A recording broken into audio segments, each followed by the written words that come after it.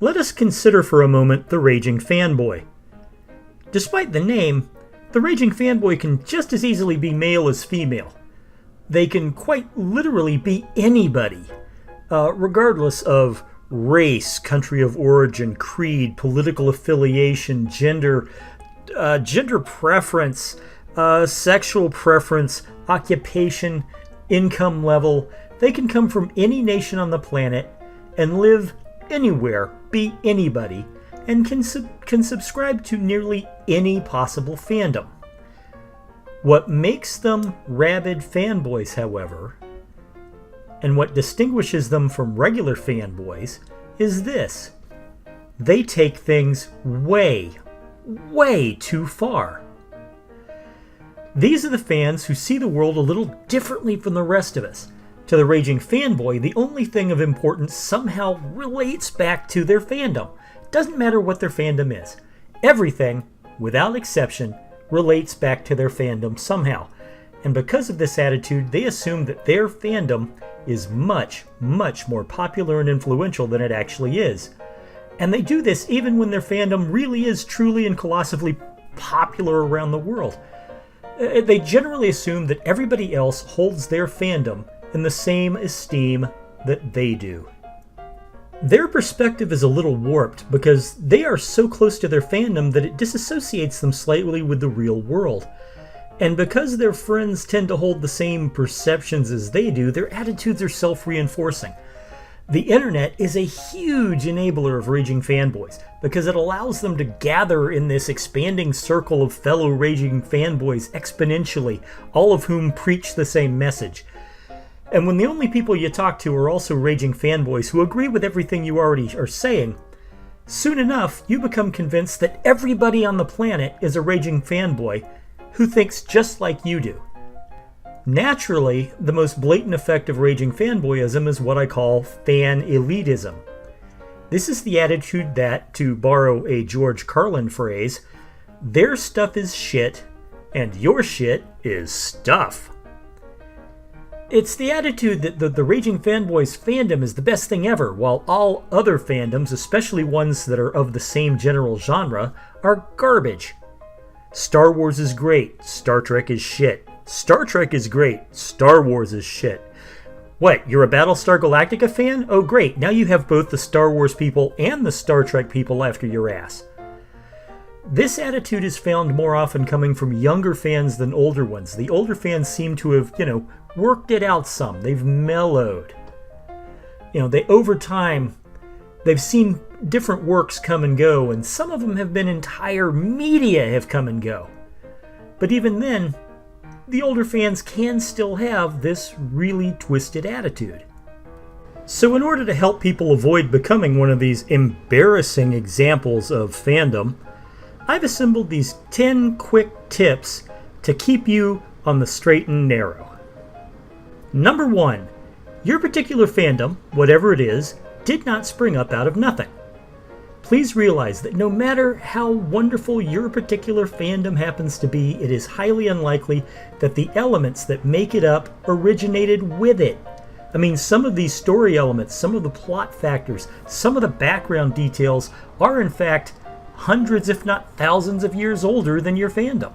So please, stop acting as if your fandom is the originator of all things good and true in the universe. Number 2, not everyone likes your fandom, whatever it is, the same exact way you like it. And that's fine.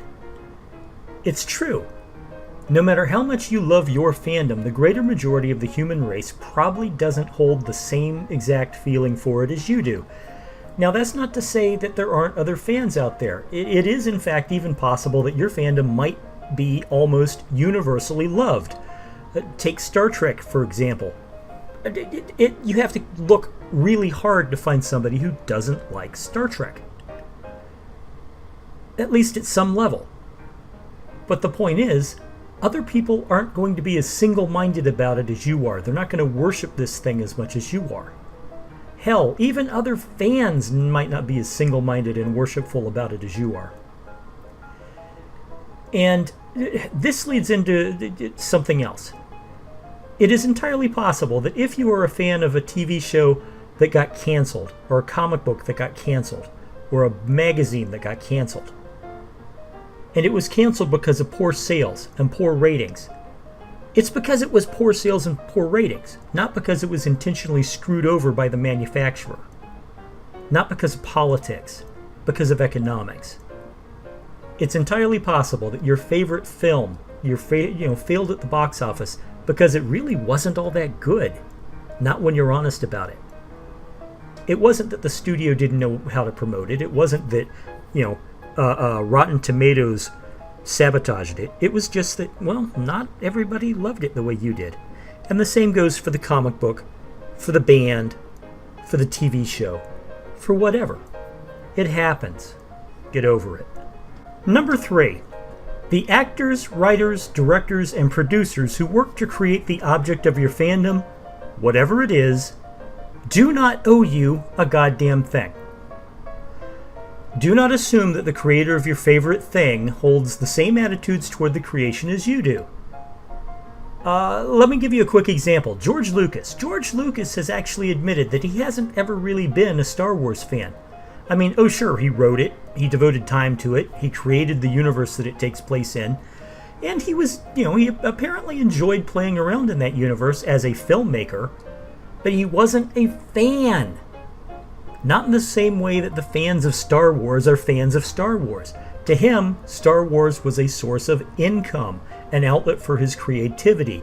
It was not a source of personal entertainment. Similarly, for the writers and directors and artists and actors involved in creating your fandom, sometimes all they see your fandom as is just that, a job.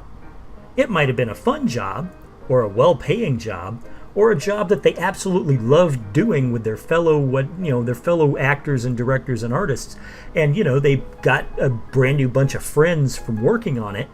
But at the end of the day, they may have just seen it as nothing more than a job. And that's a perfectly proper and acceptable attitude for them to have. They, the actors and the writers and the directors and the artists, are under no obligation to have every single little detail about the fandom memorized. Bill Shatner's classic Get a Life skit that he did for Saturday Night Live was right on the money.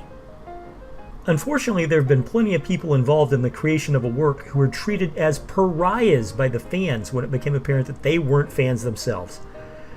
To give you an example of that, Sarah Michelle Gellar's shoddy treatment at the hands of Buffy fans after she made it clear that she wasn't particularly a fan of the show herself is a good example of what I mean, and the less said about how Gates McFadden's early treatment at the hands of Star Trek fans, the better.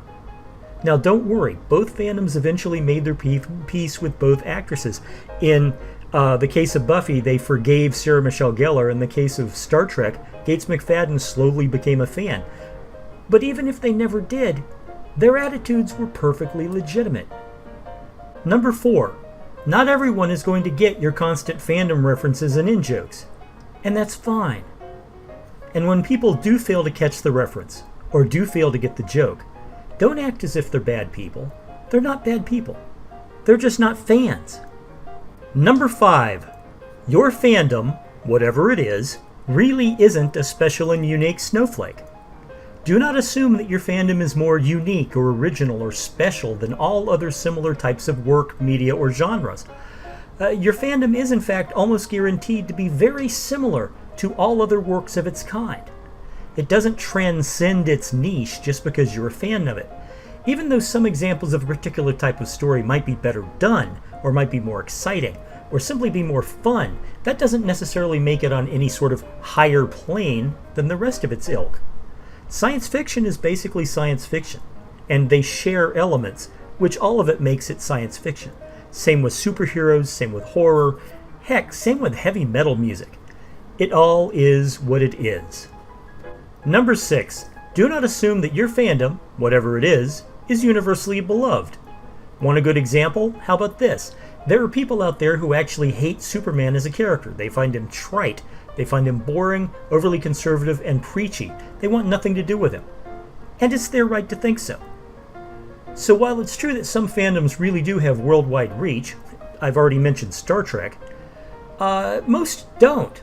And there are even some fandoms that seem universal but actually aren't because some fandoms are so vocal and visible.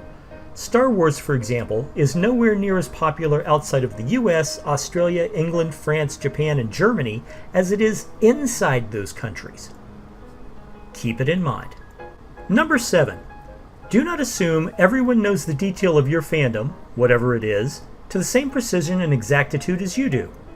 In other words, don't assume that every single detail has entered the public consciousness of people in general.